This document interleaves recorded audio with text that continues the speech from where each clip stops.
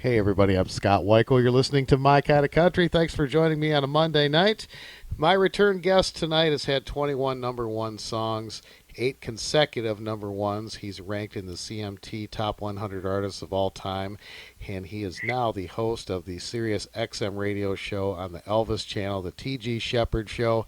A brand new album. It's a pleasure to welcome him back to My Kind of Country, my friend TG Sheppard. How are you tonight, my friend? I am doing great, Scott. Good to hear your voice again. And, gosh, a visit with you is always a pleasure. Well, likewise, and I've told so many people you are one, if not my very favorite person to interview. We always seem to have the best conversations. Well, I told you a long time ago that you have mastered the art of interviewing. It's not interviews with you; it's just conversation, and you're really great at it. Well, I appreciate that, and I have a good subject when I can talk to you, so you make it so easy. Well, TG, you've got this is the first solo album you've had, I believe, since Nothing On But the Radio back in '97. Is that right? Yeah, it's been 22, 23 years in the making. And people ask me all the time, why did you wait so long? Well, you know yourself, Scott, that country music has been going through a lot of different changes in past years, and I really didn't know where I fit in. Is why I didn't do anything. But after a while, I just made the decision that if I recorded the best songs that I could find, then the songs would lead me where I'm supposed to go. So I finally got in the studio and started recording some songs that I found, it's been a labor of love for me. So maybe we should subtitle this album "Finally," right? Hey, good choice of words there, Scott.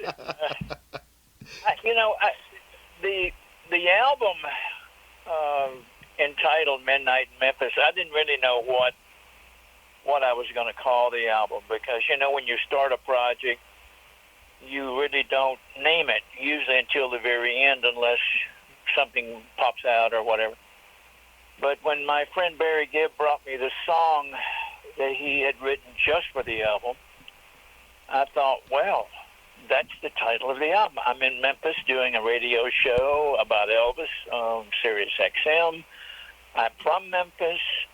There's a couple of Elvis songs in the album, so Midnight in Memphis kind of fits. So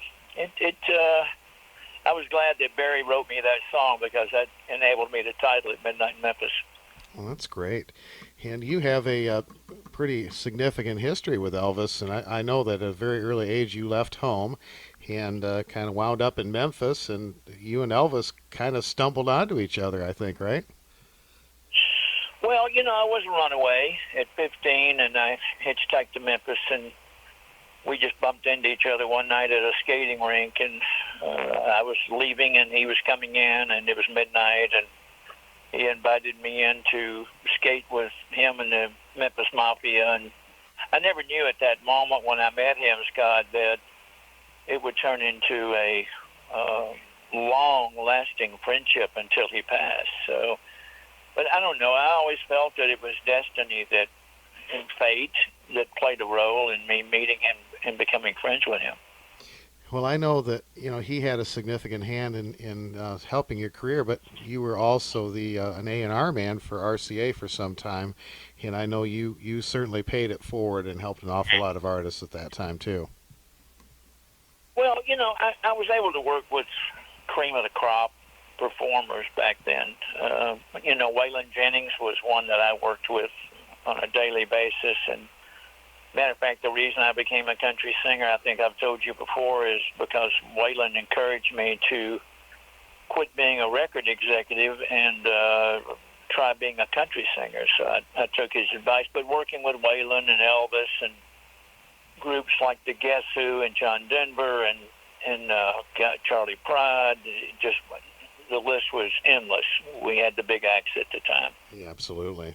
RCA was one of the best in the business for not only country music but so many different artists. You had the cream of the crop at that particular time. Sure. Too. Yeah, absolutely. Yeah. Well, before we dig into the meat and potatoes of Midnight in Memphis, I do want to mention we've done a feature on this, but the Legendary Friends and Country Duets album is available at tgsheppard.com. That is a staple for my music collection, and I think anyone that enjoys music will definitely want to have that album. And TG, you are also hosting your own radio show now too. Tell me a little bit about that. Well, for a long time, Sirius XM had mentioned to me about the possibility of doing my own show on Elvis Radio, and I didn't really know how I was going to be able to work that into the schedule and still be able to tour and do all the other things that we do. And I don't know, after so many years of them mentioning it to me, I one day said, well, maybe we can work this out. And we were able to logistically make it happen to where I could do a radio show on Friday, and then I have guests on my show all the time. And it was a natural for me to go to Elvis Radio, having been friends with him and having such a history with Graceland and Elvis. So it just kind of was a good fit. Well, from talking to you as much as I have, I think you've got the perfect personality for doing radio, and I know that I've listened to a lot of your interviews too, and I know that your passion about the music is what really is the forefront to your show, and it's not just a person playing music. You really care about these artists, these artists, and the music. Well, I've been fortunate on the show to draw from an incredible grouping of friends who are dear friends through the years. People like Lionel Richie and Barry Gibb and Kid Rock and Olivia Newton-John and Dolly and Charlie Daniels. It just the list goes on and on forever. So I've been blessed to have some friends that really, when the call went to them, the answer was yes immediately, and they came on board and made me look good. There you go. Well, I think that's fabulous. And I've had a lot of people ask about your TV show, Look Who's Coming to Dinner. Are you planning to do any more of those?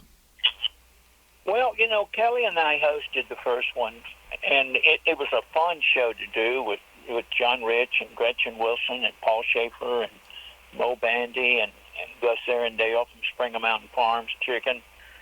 I would like to do...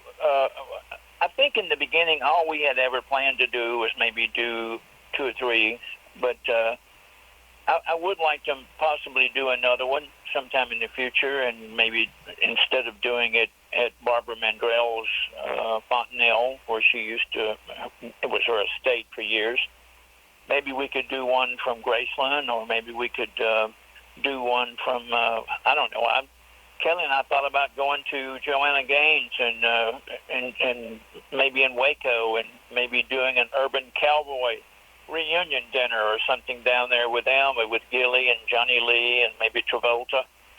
So, we hope to be able to do some more of those specials in the future. Oh, that's cool. My wife loves Chip and Joanna Gaines, man. She just watches their show faithfully. Well, they built quite a dynasty there in Waco. Whew. That's for sure. No doubt about it. Well, folks, the new album is called Midnight in Memphis. tgsheppard.com is the website. And we talked about the title song Mr. Sir Barry Gibb wrote specifically for you. And I understand that it was his intention that if you weren't going to do the song, it wasn't going to get done. Well, when he called me and told me, he said, T, I've written a song for your album. And I said, oh, man, that's cool. I'll probably record it. He said, if you don't record it, it'll never get heard, because I wrote it specifically for you and for your project, and I will probably never pitch it to another artist. So, wow. I'm glad I liked it. And if I liked it, I don't know what would have happened. I guess it would have never gotten heard. But Barry's a very dear friend of my wife Kelly Lang, and he and his wife and family are like a second family to us, and so to be honored, I was deeply honored that he would take the time to write a song just for me and my project. And the first song you released from this project was "I Want to Live Like Elvis." That was tongue-in-cheek story song that really and truly kind of depicted Elvis's whole life in 4 minutes. And I had just finished the album and really had not planned to track any more songs. And Chip Davis, who is a backup singer for Alabama and a great studio singer here on a lot of the big records you hear coming out of Nashville, he said, "Man, I wish I had played you this song for your album." He said, I've always thought it was a hit. And he played me the song, and I said, "I agree with you, Chip. I think it's a hit. I will make it. I will record it and make it for the album." And he said, "Really?" And so it was just one of those songs that was found at the last minute, and it was such a great story song about Elvis's life that I just felt compelled to record it, and therefore I liked it so much that it came out as our first single, and it wound up being the theme song of my radio show. Wow.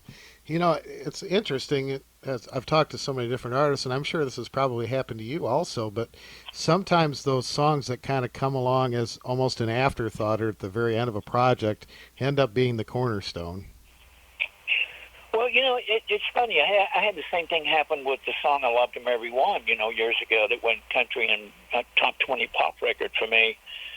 It came at the 11th hour. I mean, we were just finishing up and had a little extra time left on the session that day, and all of a sudden this song popped up. And wow, I'm sure glad it did. But you're right. A lot of times the big hits come when you least expect them, and they come quickly. Buddy Hyatt, a legendary producer and songwriter, his handprint is very, very heavy on this project, and I know he wrote some of the great songs on here and helped produce this album with you. One of those songs, this song I became familiar with through David Frizzell. He released it on an album some years ago, and I think it's such a powerful song. It's called "Say Hello to Heaven." Well, the song really and truly, I first heard it when Kenny Rogers recorded it, but it never made the album, or it never became a single. And of course, I toured with Kenny for many, many years, and he was a very, very dear friend of mine. And I always loved this song because of the message. I'm a spiritual person, and it touched my heart, and I just felt compelled to record it because I felt there had to be people out there that has lost someone dear to them, and maybe this song would comfort them in some way. So yeah, but I did love David's version, but I come to know the song by Kenny Rogers, and Buddy Hyatt wrote a great song there. Even Stevens, another great writer. He's written so many great songs, and of course, Black Coffee. Huge hit for Miss Lacey J. She's a dear friend of mine too, and I was so thrilled to hear you do this song. Well, I've done shows with Lacey in the past, and every time she would do that song in concert, I would always head to the wings of the stage to watch her sing it, because I just always loved the feel of the song. Melodically, it just caught my ear. It made me feel good. I loved the guitar ride in it. When I started searching for songs, that song just popped up, and I said, now it's time to do maybe a favorite song of mine from the past and do a remake on something. And I'm glad I did it. It's still one of my favorite cuts in the album. I have thought of coming with it as a single, but we have picked a different song that we'll be coming with in the future for our second single. Well, it's a great song, and Lacey is she's just one of the best people. And my wife, daughter, and I have gotten to know her very well. We spent a lot of time with her, and she's just cool. Just one of those cool people to be with, Well, I like her. I like her voice. I like her demeanor. She is a very laid-back, real, authentic person who is a lover of horses and animals, and she's just a very unique individual. And I'm really proud to call her a friend. She's never changed. From the day I met her years and years ago until today, she's just still Lacey. Yeah. I agree. I really admire her a lot for her beliefs in with animals, and of course I've always loved her as a singer. And I talked to Kelly a while back, and we did a feature on her album. And you and her have written some beautiful music here. And one of the things I told her was that I think it's such a wonderful thing that the two of you are not only life partners and you share your life together, but you also share music together. And tell me a little bit about what it's like writing songs with your wife. Well, first of all, Kelly is probably one of the smartest women I've ever met. She is. She's just a multifaceted, multi-talented individual who, as I said earlier, not only produces her record but writes her own music. Usually, she sitting down with her to write a song usually comes pretty quick because she's very quick. She has a natural knack. A melody will usually come to Kelly, and then instantly after that melody hits her head, she starts putting the lyric to the melody. And 100% Chance of Pain was one of those incredible songs that came about with her and I just sitting around one day. And, it's an incredible blessing to be married to someone who understands what you do for a living.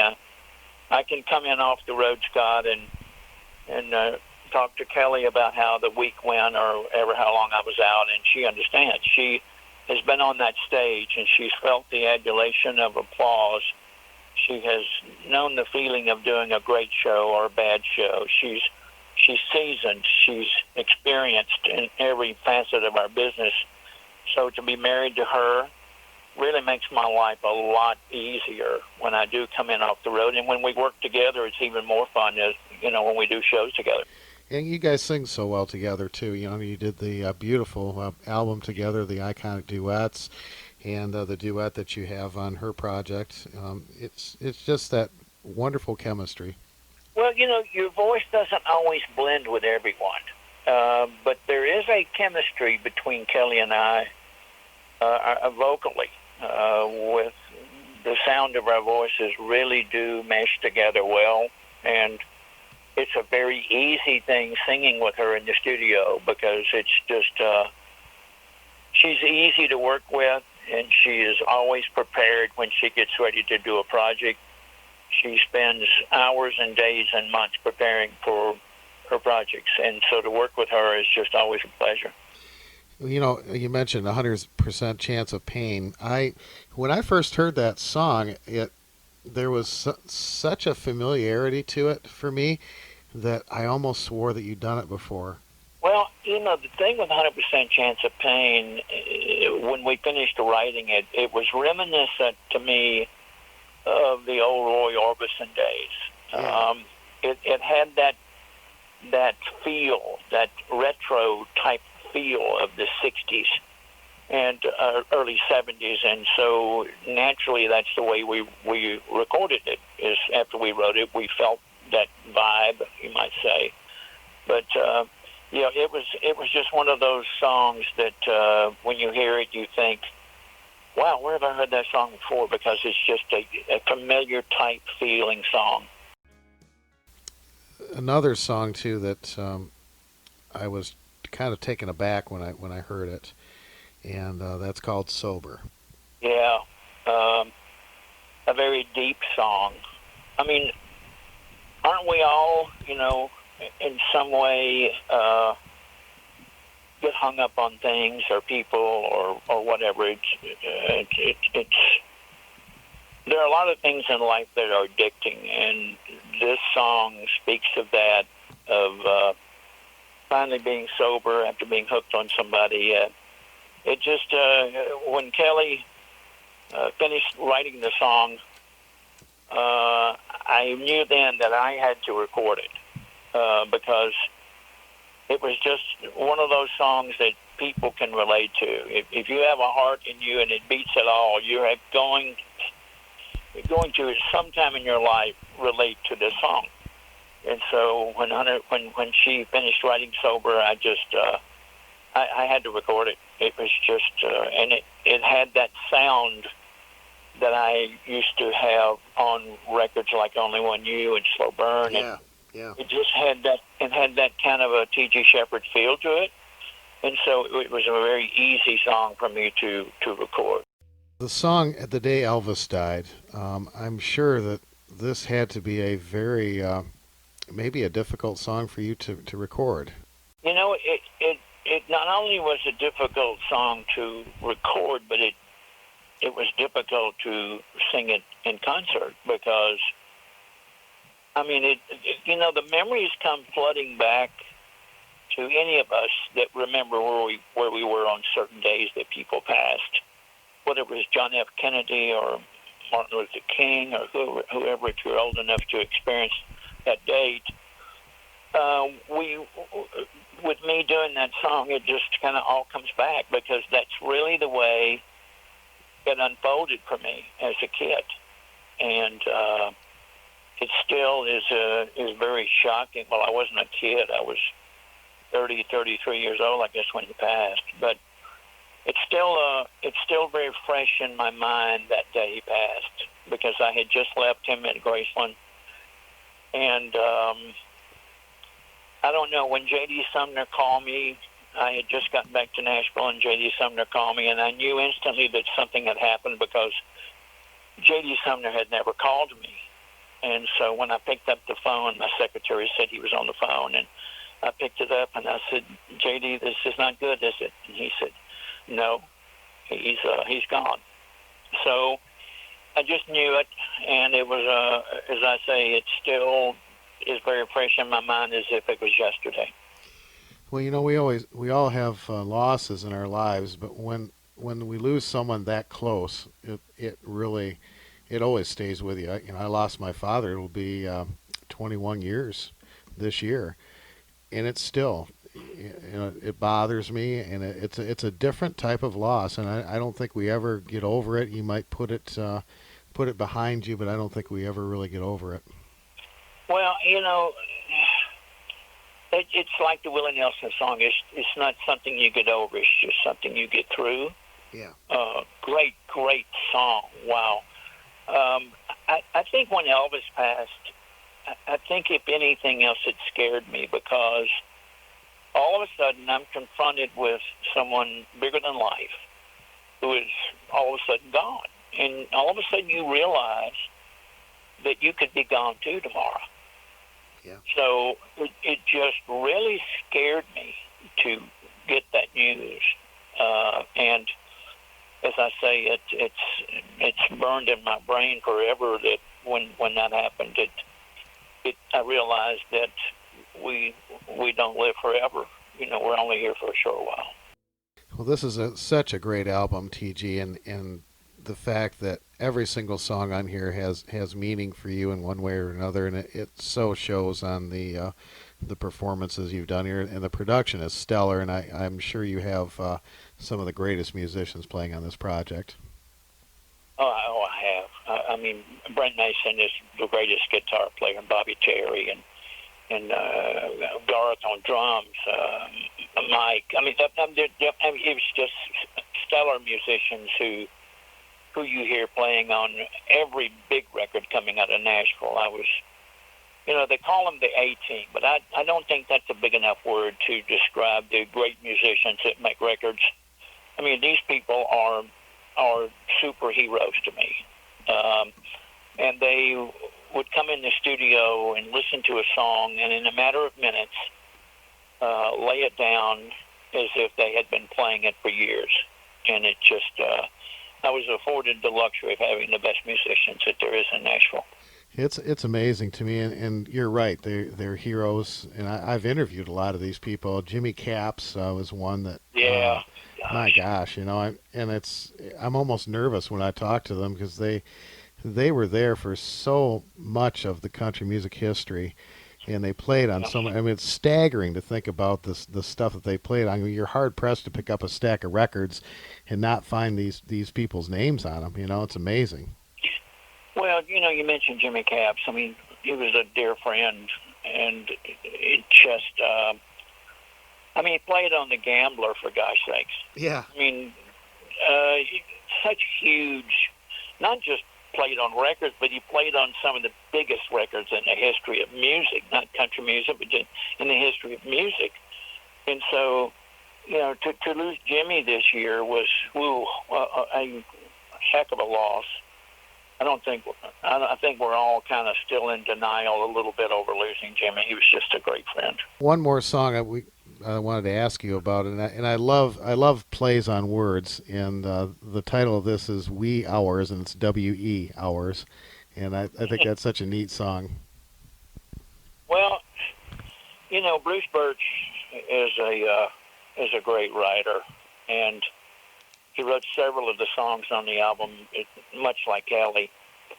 Kelly actually brought me that song. She said, "This is a song that Conway could have had a big record on." Yeah. And she said he would have recorded it, but he left too soon.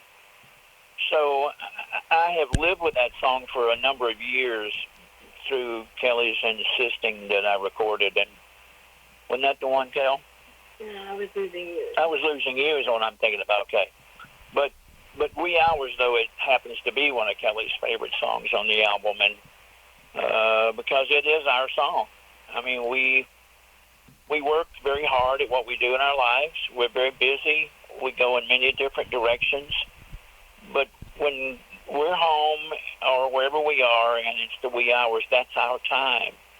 And we really hold those times close to us because we're together so much.